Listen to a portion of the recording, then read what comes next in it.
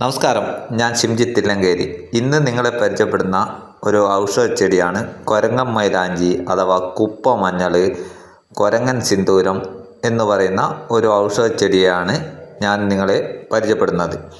ഇത് പണ്ട് കാലത്ത് നാച്ചുറൽ കളറിന് പകരം ഉപയോഗിച്ചതാണ്. അതുപോലെ തന്നെ നാച്ചുറൽ ലിപ്റ്റിക്കായിട്ടെല്ലാം ഉപയോഗിക്കുന്ന ഒരു സസ്യം കൂടിയാണ് ഈ കൊരങ്ങൻ മൈലാഞ്ചി. ഇത് കാണുമ്പോൾ ഏകദേശം റംബൂട്ടാൻ്റെ മോഡലാണ്. പെട്ടെന്ന് കാണുമ്പോൾ റംബൂട്ടാൻ്റെ പോലെ തന്നെ തോന്നും.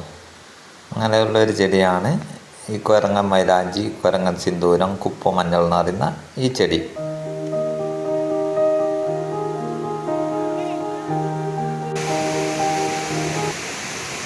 ഇതിൻ്റെ കായ്കൾ, ഈ കായ്കൾ കണ്ട, ഇത് ഇതുപോലെ പറിച്ചെടുത്തിട്ട് പൊളന്ന് കഴിഞ്ഞാൽ ഇതാ ഇതിൻ്റെ ഉള്ളിൽ ഇതുപോലെ കിട്ടും. ഇതാണ് കളറിന് പകരം ഉപയോഗിച്ചിരുന്നത്. ഇത് കണ്ട, ഇത് നാച്ചുറൽ കളറായി.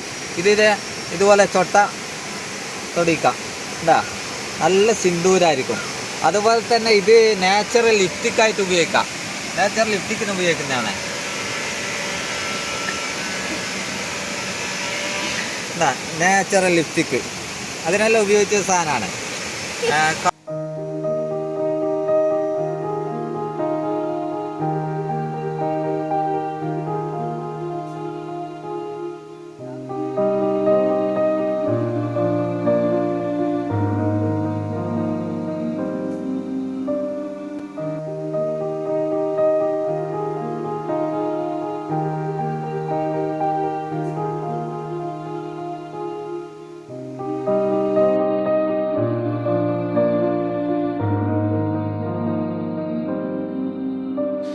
ഇതിൻ്റെ കായ്കളെടുത്ത് കുട്ടികൾ ചിത്രം വരക്കാറുണ്ട്. അവർ ഡ്രോയിങ് ബുക്കിലും അതുപോലെ തന്നെ കടലാസുകളിലും ചിത്രം വരച്ച് അതിന് കളർ കൊടുക്കാറുണ്ട്.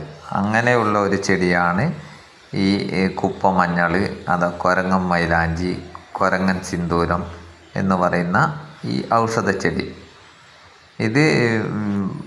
ഇതിനു പുറമെ വിദേശ രാജ്യങ്ങളിൽ ഒരുപാട് നാച്ചുറൽ കളറായിട്ട് ഭക്ഷണത്തിൽ തന്നെ ഉപയോഗിക്കുന്ന ഒരു സസ്യം കൂടിയാണ് ഈ കുപ്പമഞ്ഞൾ അഥവാ കൊരങ്ങൻ മൈലാഞ്ചി, കൊരങ്ങൻ സിന്ദൂരം, കൊരങ്ങൻ മഞ്ഞൾ എന്ന് പറയുന്ന ഈ ഔഷധ ചെടി.